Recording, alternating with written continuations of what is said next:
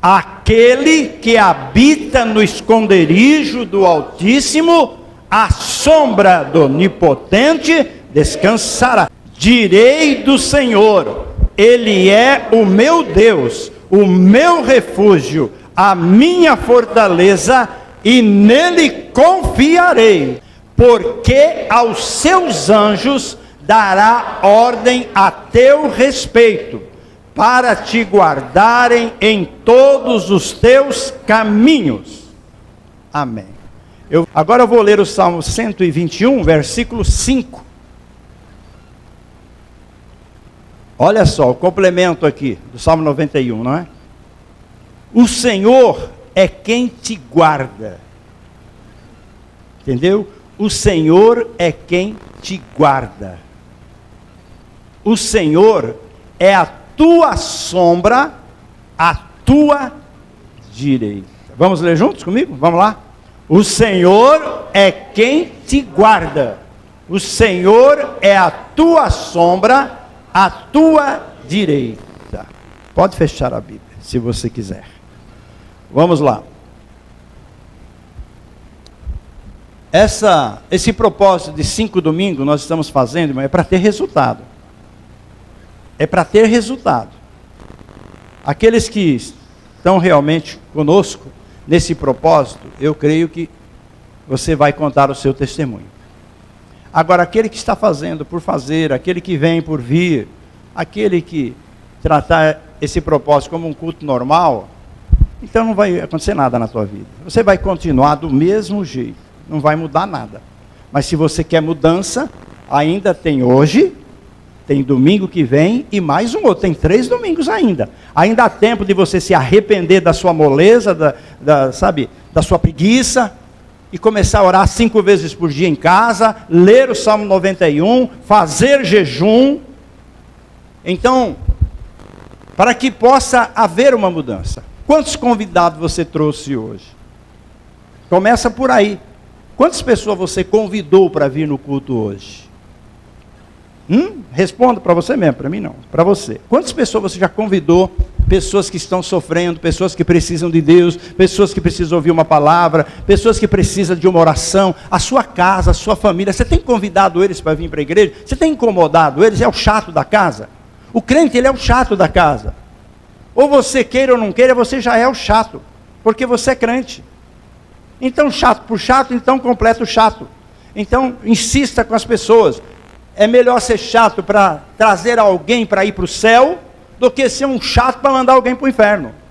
Então, povo de Deus, seja um chato para ganhar alguém para Jesus, para que essa pessoa venha ouvir a palavra de Deus, e ela vá para o céu com você. Hoje, no final da reunião, eu vou distribuir para você o sal de Eliseu, para você colocar no seu alimento,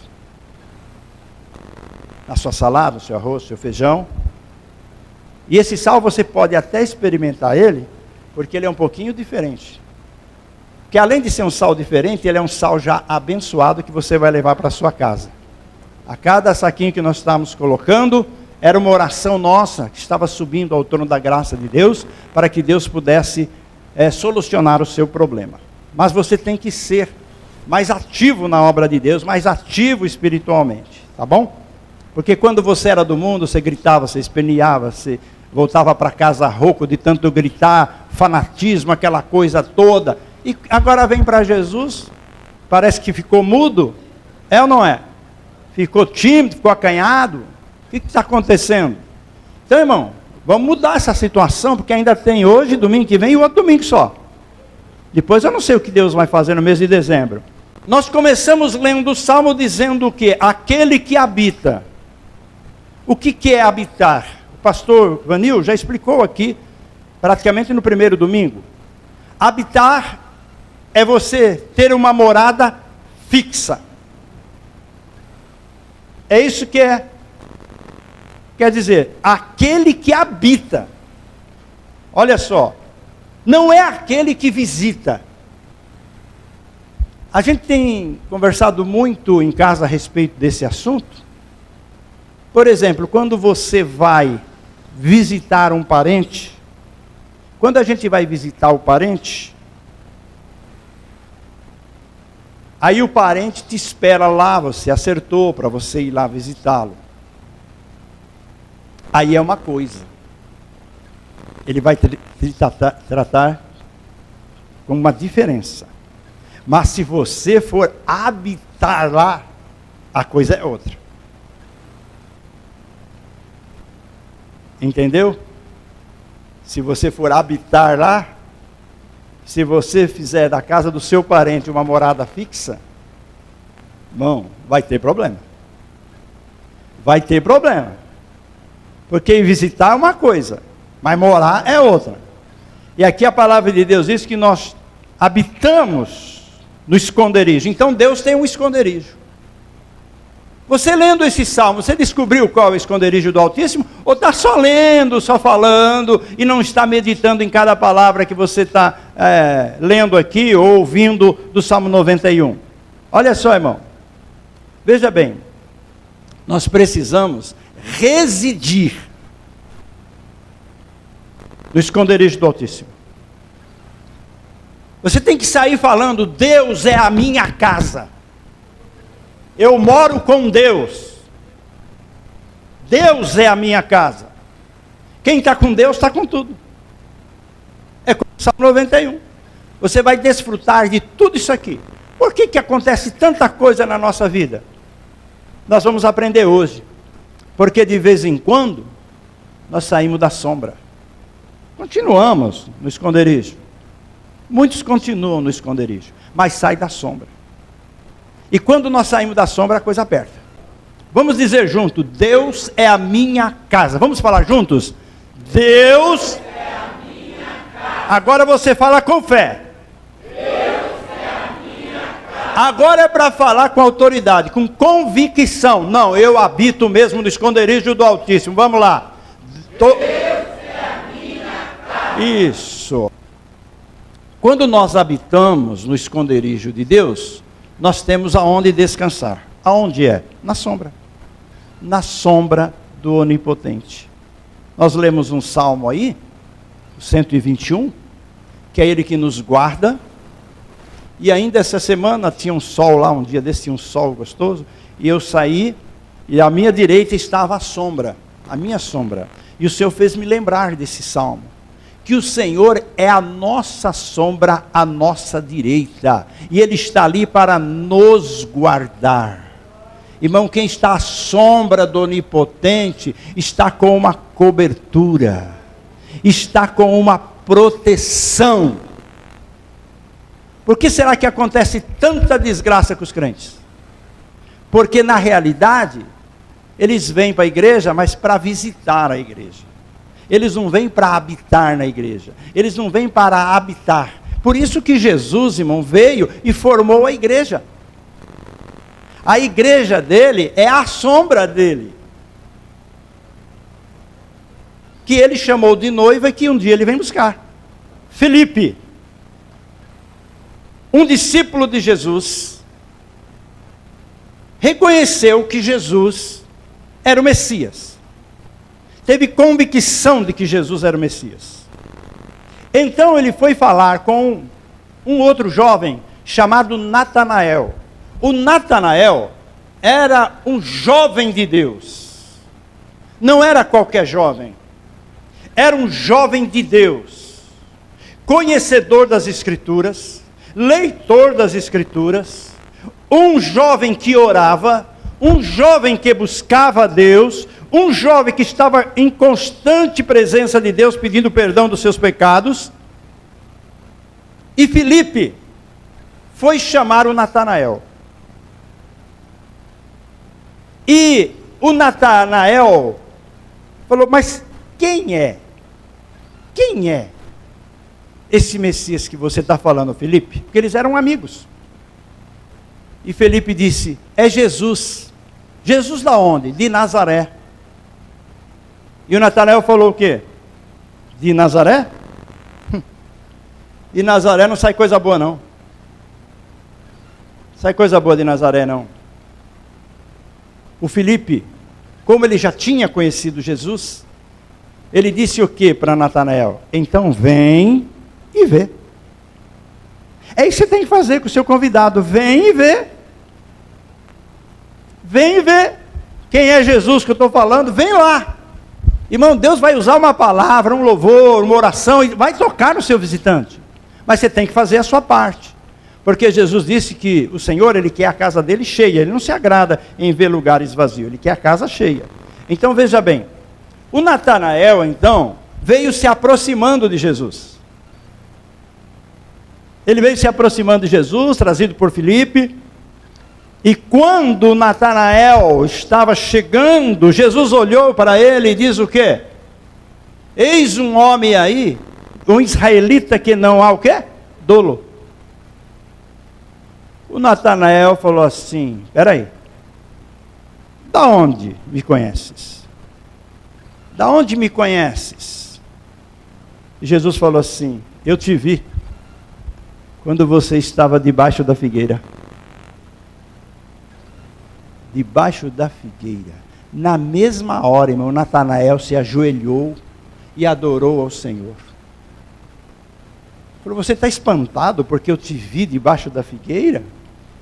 Coisas maiores você verá. Você verá os anjos descerem e subirem sobre o Filho do Homem.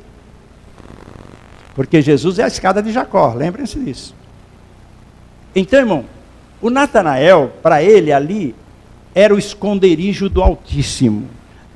Aonde ele estava orando, aonde ele estava tendo os contatos com Deus, aonde ele se ajoelhava e buscava a Deus, para ele ali era a sombra do Onipotente, era o esconderijo do Altíssimo. E quando Jesus revelou isso, é por essa razão que ele ficou admirado. Só eu sei disso. Só eu sei disso. Mas ninguém, nem Filipe sabe disso. Só eu sei. Como que ele sabe? Então ele só pode ser Deus. Veja bem, irmão. Então ele creu maravilhado no Senhor Jesus. Por uma palavra. Nós temos que ter isso, irmão. Nós precisamos viver no esconderijo e à sombra do Onipotente. Para descansar. Para ter paz. Para ter alegria. Veja bem. Quero falar de um homem aqui para vocês. De mais um, né? De mais um homem que o esconderijo dele era Deus. E ele sempre descansava à sombra do Onipotente. Cada vez que ele abria a boca para falar, ele dizia assim: o Deus em cuja face eu estou. Outra vez. O Deus em cuja face eu ando. Elias era esse homem, que aqui no começo ainda não era profeta, depois ele foi consagrado a profeta. Ele era um homem comum, mas ele foi chamado para ser profeta. Então ele começou a dizer essa frase: o Deus em cuja face eu ando. Então ele estava sob o esconderijo do Altíssimo. O único que nós vemos na Bíblia, que a confiança dele era tão grande em Deus, que antes dele orar, antes dele ter uma confirmação, ele já falava: segundo a minha palavra, vai acontecer isso. Segundo a minha palavra, vai acontecer aquilo. E depois ele ia orar. Ele tinha tanta convicção, irmão, da onde ele estava e quem ele era, que ele habitava no esconderijo do Altíssimo e que descansava na sombra do Onipotente, que ele falava antes de clamar a Deus. Veja bem, quando ele falou que ia chover, já fazia 3 anos e meio que não chovia, ele falou: vai chover. Eu já ouço o quê? Um barulho de uma abundante chuva. Mas o sol estava escaldante, a seca estava terrível, não tinha uma gota de água, e ele disse isso. Depois ele foi para o Carmelo, para orar. Ele orou 1 vez, 2 vezes, 3 vezes, espera aí, tem que acontecer. Eu falei, vai ter que acontecer. Ele orou 7 vezes, e o milagre aconteceu, o céu se enegreceu, e a chuva caiu. Então, o povo de Deus, olha, Elias, ele continuava morando no esconderijo do Altíssimo. Mas, uma ocasião, depois de muitas coisas acontecerem na vida dele, e muitas narrações da Bíblia, uma mulher, que era a rainha Jezabel, ameaçou Elias de morte. Ameaçou Elias de morte. Amanhã você morre. E mandou o mensageiro levar o recado. Amanhã você morre. Olha, irmão, o que o medo faz na pessoa. Olha o que o medo faz. O medo acontece na nossa vida quando nós, irmãos, começamos a olhar mais para o problema do que para Deus. Davi olhou para Deus, acima do gigante. Por isso ele teve a coragem de encarar o gigante. Se ele olhasse para o tamanho do gigante, ele ia ficar amedrontado. Mas ele olhou a Deus, para Deus que está acima. E Davi, ele vivia no esconderijo do Altíssimo. Veja bem. Então Elias recebeu um recado de que Jezabel iria matá-lo. Irmão, ele continuava morando no esconderijo do Altíssimo. Mas o que ele fez, irmão? Ele saiu de debaixo da sombra. Aqui é a minha casa. É como você saiu da sua casa e veio para cá. Aqui não é a sua casa, a casa física, onde você mora com a sua família. Não, aqui é a casa do nosso Deus, do nosso Pai. Aqui nós nos reunimos para dar glórias a Deus, para louvar o seu nome. Veja bem, o Elias então, ele resolveu sair de debaixo da sombra, porque ele estava com medo. Ele ficou apavorado, ele não sabia mais o que fazer. Você imagina um homem, irmão, na estrutura de Elias, e digo estrutura tanto espiritual como material, um homem que todo mundo considerava ele, e sabia que ele era homem de Deus, por causa de uma mulher ele ficou com medo.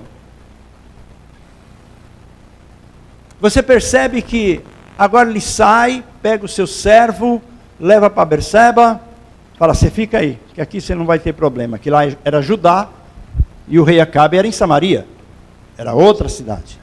Aqui não tem perigo do rei Acabe te pegar. Então deixou ele lá em Berseba.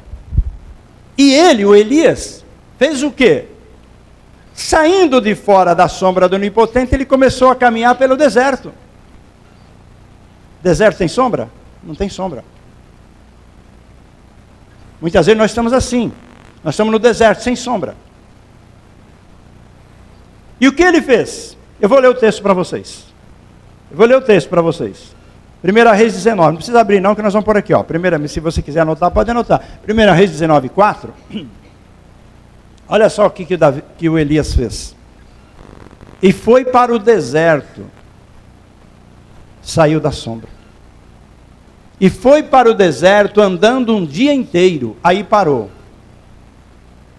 Sentou-se na sombra de uma árvore. Quando saímos da sombra do Onipotente, nós vamos para onde? Qualquer outra sombra que aparecer. Apareceu uma árvore lá, uma sombra da árvore, e Elias então foi embaixo da árvore. Ficou naquela sombra. Mas a sombra de uma árvore não pode fazer nada por nós. Olha o que aconteceu. E teve vontade de morrer. Você já pensou isso, irmão?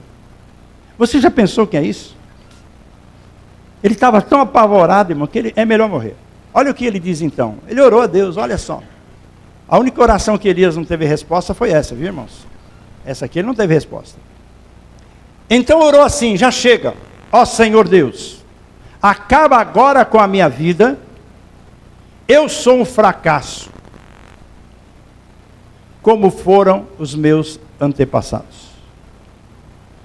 Mas eu quero dizer para você que ele saiu da sombra do Onipotente e foi para uma sombra de uma árvore. Mas a misericórdia de Deus, irmão, é tão grande, mas tão grande, que mesmo ele fora da sombra do Onipotente, mas ainda habitando no esconderijo do Altíssimo, Olha o cuidado de Deus. Deus sabe as nossas fraquezas, irmão. Deus sabe o ponto fraco de cada um de nós. Deus mandou um anjo lá. Mandou um anjo. Porque Elias, quando ele orou pedindo a morte, ele deitou embaixo da árvore naquela sombra como se estivesse morto já. Ele já sabia que Deus sempre respondia às orações dele. Ele falou, Deus vai responder a minha oração agora também. Ele estava convicto disso. Deus vai responder a minha oração e vai tirar a minha vida. Então já vou ficar na posição de morto. Só que em vez de ele morrer, ele dormiu. Porque ele estava muito cansado. Ele andou um dia todo pelo deserto.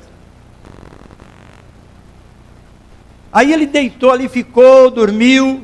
Daqui a pouco, o Senhor Deus manda um anjo lá. E acorda o Elias. Eu acho que Elias, quando abriu os olhos e viu o anjo, ele falou, já estou no céu. Ele deve ter pensado, já estou no céu, estou vendo o anjo. Só que o anjo acordou ele e falou, opa Elias, ó, tem pão quentinho aqui, uma água fresquinha, come, bebe a água, tá bom? E o Elias fez o quê? Sentou, comeu aquele pão, tomou a água. Peraí, mas eu pedi a morte, aqui estou no mundo ainda, estou embaixo da árvore ainda. Deitou de novo. O anjo veio pela segunda vez, ele estava dormindo de novo. O anjo agora foi mais sério com ele. Levanta. Levanta, Elias. Come esse pão, beba essa água, porque a sua jornada será muito grande. Então ele levantou, comeu, bebeu. Aí a Bíblia diz que o Senhor fortaleceu ele de uma forma toda especial. Ele ficou fortalecido, mas estava com medo ainda. Ele estava apavorado ainda. Mas aonde que na realidade ele queria ir? Ele queria ir lá no monte de Deus. Ele queria ir para o deserto até chegar ao monte de Deus. E ele levantou, comeu, bebeu e começou a caminhada. E a Bíblia diz que ele, com aquela comida, com aquele pão e com aquela água, ele caminhou 40 dias até chegar ao monte de Deus. Irmão, 40 dias e 40 noites. Quando ele chegou lá, o que ele fez? O que ele fez, irmão? Foi procurar uma sombra. Por que ele foi procurar uma sombra? Porque ele estava fora da sombra do Onipotente. Ele foi procurar a sombra de uma caverna. E a Bíblia diz ainda que ele passou a noite naquele lugar. De manhã, o Senhor veio falar com ele. Agora o Senhor não mandou um anjo. O Senhor veio pessoalmente falar com Elias.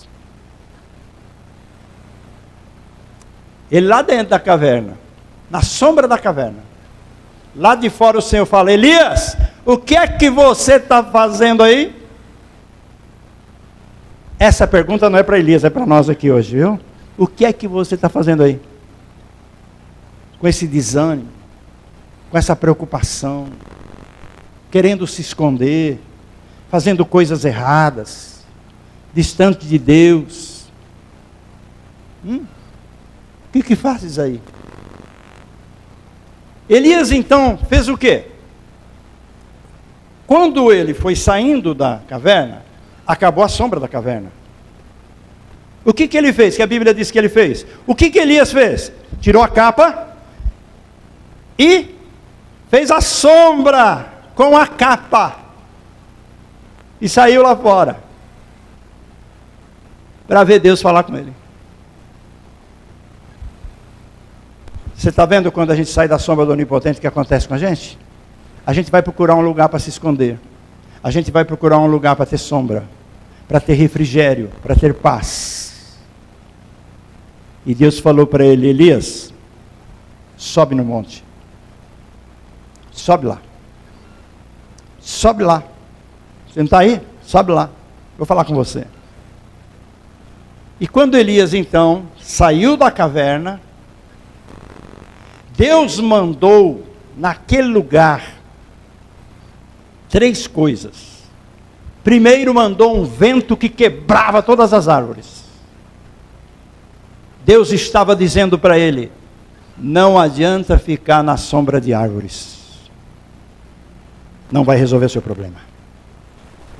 Porque ele tinha procurado a sombra da árvore lá.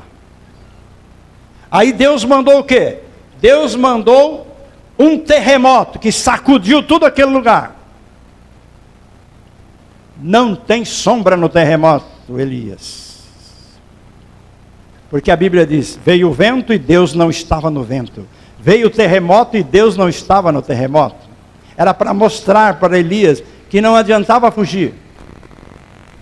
Que não tinha outro lugar para ir. Então veja bem. Aí, Elias indo e caminhando e subindo, porque Deus tinha falado para ele subir. Aí Deus mandou um fogo consumidor naquele lugar. Mostrando para Elias que no fogo não tem sombra. Porque Deus não está no fogo. E Elias chegando lá em cima, onde Deus mandou ele, Deus repete para ele, o que está fazendo aqui? O que você está fazendo aqui, Elias? O Senhor começa a insistir com ele, o que você está fazendo aqui, Elias? Volta pelo mesmo caminho que você veio. Lá é seu lugar, na sombra do Onipotente. Irmão, Elias veio e levou 40 dias para vir. Agora ele vai embora, ele vai levar o quê? Mais 40 dias para ir. Como ele pediu a morte, e ele nem imaginava, né, o que ia acontecer com ele. Ele nem imaginava, irmão, que ele não ia morrer. Ele não tinha essa imaginação. Ele pensou que ia morrer como todos morrem. Mas os projetos de Deus, os planos de Deus, irmãos, são diferentes dos nossos. Veja bem, Deus falou para ele, você volta e vai ungir a Eliseu. Aí deu as coordenadas para ele não ungir o homem errado. Aonde mora, os filhos de quem, você vai lá e vai ungir ele a profeta. E Eliseu vai ficar no seu lugar. Amém? Você está prestando atenção, irmão? Que coisa gloriosa, hein? Então, nós aprendemos uma coisa maravilhosa aqui, irmão. Nós temos que ficar debaixo da sombra do Onipotente. Não adianta fugir. Quem foge, irmão, fica perdido. É a mesma coisa de uma pessoa. Encontrei uma pessoa, vou falar para vocês aqui. Uma família que estava vindo aqui. E no primeiro dia que essa família chegou, eu estava na porta, cumprimentei e eles falaram para mim o seguinte: estamos saindo da igreja da qual nós pertencemos e nós estamos procurando uma outra igreja. Então a gente vai vir aqui para ver se é aqui que Deus quer a gente. E aí eles vieram aqui acho que umas 3 vezes. E esses dias eu encontrei com a mulher dele, com a esposa desse irmão. Sabe o que acontece? Está procurando a igreja até hoje. Já faz 1 ano, pastor. Está procurando a igreja. Sabe por quê? Porque a igreja dele é lá, de onde ele saiu. É lá que é a sombra do Onipotente para ele. Não é aqui. Ele pode virar São Paulo inteiro. Ele pode até mudar de São Paulo. Ele pode ir para outro lugar. Meu irmão, o lugar dele está reservado por Deus e é onde Deus colocou ele. A mesma coisa de muitas pessoas que saíram daqui. Saíram, foram para outros lugares. Mas saíram por rebeldia, né? Porque não obedecem, não querem obedecer. Então, sai e fica rodando por aí. E vai numa igreja, e vai em outra, e vai em outra. Irmão, enquanto ele não se humilhar e voltar aqui e pedir perdão do que fez, ele vai ficar assim e vai morrer assim. Longe da sombra do Onipotente. Enganando e sendo enganado. Por isso que quando Deus me chamou para abrir esse ministério, irmão, o Senhor já avisou que ia ser pauleira. O Senhor já avisou. Mas eu não pensei que fosse tanto. Mas veja bem, mas a cada dia que eu entro no meu quarto, eu peço para o Senhor me fortalecer, e me sustentar, e me segurar, para aguentar tudo que vai acontecer ainda. Então nós temos que ficar debaixo da onde? Da sombra do Onipotente. Essa é a realidade. Ficar debaixo da sombra do Onipotente. Para podermos estar dentro dos propósitos de Deus. Porque senão nós vamos ficar rodando e querendo outras sombras, e as outras sombras não serão suficientes para nós. Ele foi para consagrar Eliseu? Foi. Deus deu umas tarefas ainda para ele. Ele tinha 3 tarefas ainda. Ele tinha que consagrar um rei para a Síria, tinha que consagrar um rei para Israel, e tinha que consagrar o Eliseu para profeta. E Deus deu o nome de todos eles que Deus queria que ele consagrasse. E ele fez o que Deus mandou. Veja bem. Então ele consagrou a Eliseu para ficar no lugar dele, e todos já viam que Eliseu era profeta. Até o dia em que tiveram convicção de que Eliseu era profeta. Como que foi que aconteceu? Um determinado dia, quando Elias terminou essas missões que Deus tinha dado a ele, talvez Elias pensou que ia morrer, ainda, porque o ser humano sabe disso, eu vou morrer, um dia eu vou morrer, não sei quando, mas um dia eu vou morrer. É o seguinte, olha, Deus mandou ele num lugar e o Eliseu junto, mandou para outro, Eliseu junto, falou, não vou me apartar de ti, eu vou ficar contigo. Mandou lá para Jericó, eu vou com você no Jericó. Eu vou para o Jordão, eu vou para o Jordão. Eu vou atravessar o Jordão, eu vou atravessar o Jordão com você. E quando foi atravessar o Jordão, não tinha ponte, não tinha barco. Elias tirou a capa, aquela capa que ele fez sombra para ele lá no monte, pensando que aquilo ia resolver o problema dele. Ele pegou aquela capa, bateu no Rio Jordão, o Jordão se abriu, e os dois atravessaram para lá. Caminhando junto, conversando, e lembram que Elias falou assim, o que você quer para me deixar em paz?